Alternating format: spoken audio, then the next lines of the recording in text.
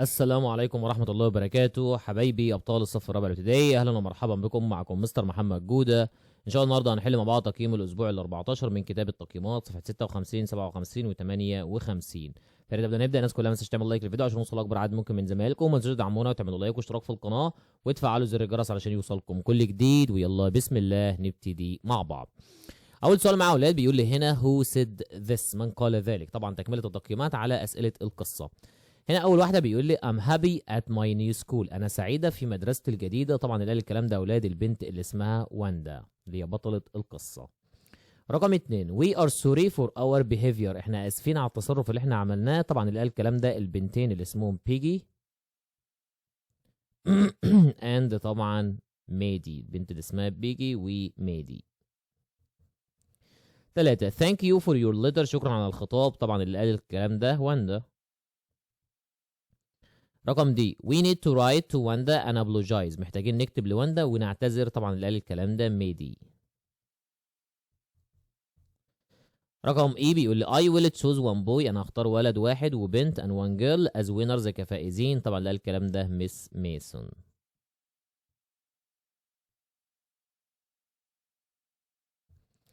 بعد كده اولاد بيقول لي answer the following question، عاوزني اجاوب على الاسئله. السؤال الاول how did واندا feel، كيف شعرت واندا when she won the medal، لما فازت بالجائزه. طبعا كانت حاسه بالسعاده وبالفخر اولادي، يبقى هنقول ان هي she felt happy، يعني شعرت بالسعاده and proud والفخر. 2 what did you learn from the story، اتعلمت ايه من القصه؟ طبعا يا اولاد هقول ان انا I learned، انا تعلمت that in we نحن should يجب علينا always دائما.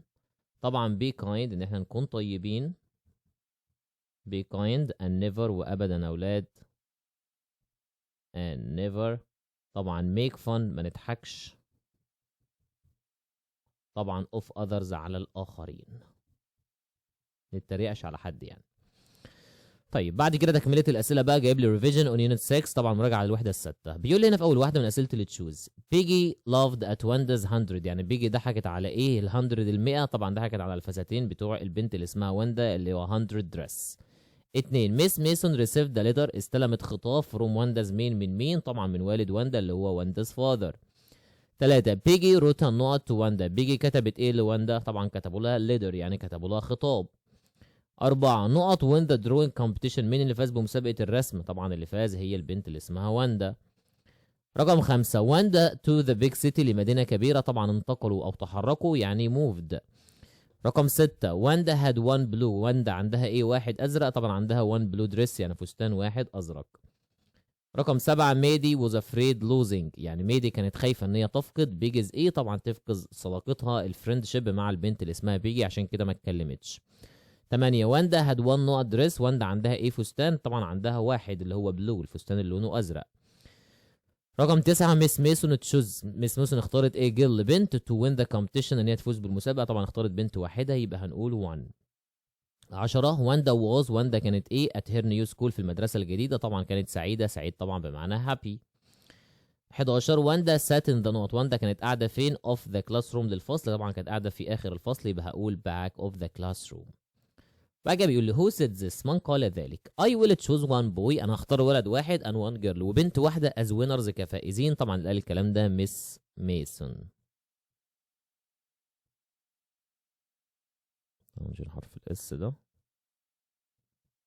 2 we need to write to واندا and apologize، محتاجين نكتب لواندا ونعتذر. طبعا اللي قال الكلام ده البنت اللي اسمها ميدي. رقم 3 I'm happy at my new school، انا سعيده في مدرستي الجديده. طبعا اللي قال الكلام ده واندا. 4 we are sorry for our behavior، احنا اسفين على تصرفنا. طبعا اللي قال الكلام ده البنتين اللي هي بيجي and ميدي. 5 thank you for your letter، شكرا على الخطاب. طبعا اللي قال الكلام ده البنت واندا بتشكر طبعا بيجي وميدي. نيجي بعد كده لاسئله الانسر يا اولاد. بيقول لنا في اول سؤال how did واندا feel، واندا شعرت بايه when she won the medal، لما فازت بالميداليه؟ طبعا قلناها لسه من شويه، قلنا ان هي she felt happy، هي شعرت بالسعاده I'm proud والفخر. 2 what did you learn from the story؟ اتعلمنا ايه من القصة؟ لسه قايلينها يا اولاد من شوية، اللي هي I learned، انا اتعلمت to always، ان انا دائما be kind، اكون طيب with others، مع الاخرين. 3 what is the color of Wanda dress؟ لون فستان واندا كان لونه ايه؟ طبعا كان لونه بلو، يعني كان لونه ازرق. 4 where did Biggie and Maddie annoy Wanda؟ هم ازعجوا واندا فين؟ طبعا في الملعب، يبقى هقول in the playground. in the playground. 5 do you agree with Biggie؟ هل انت متفق مع بيجي؟ اكيد لا طبعا، لان ما ينفعش نتريق على حد. no I don't agree with the I don't agree with her، معها.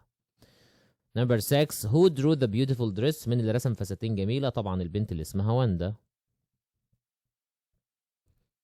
رقم 7 what competition؟ ايه المسابقة did Miss Mason annoyance اللي ميس ميسون اعلنت عنها؟ طبعا كانت مسابقة رسم اولادي، يبقى هنقول drawing competition.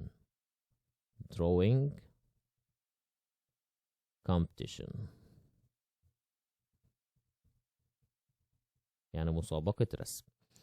وكده يا اولادي بقى وصلنا لنهايه الفيديو. اتمنى الناس كلها تكون استفادت من الشرح، واتمنى لو في حد استفاد من الشرح ما ينساش يدعمنا ويعمل لايك واشتراك في القناه ويفعل زر الجرس علشان يوصلكم كل جديد. كان معكم مستر محمد جوده، والسلام عليكم ورحمه الله وبركاته.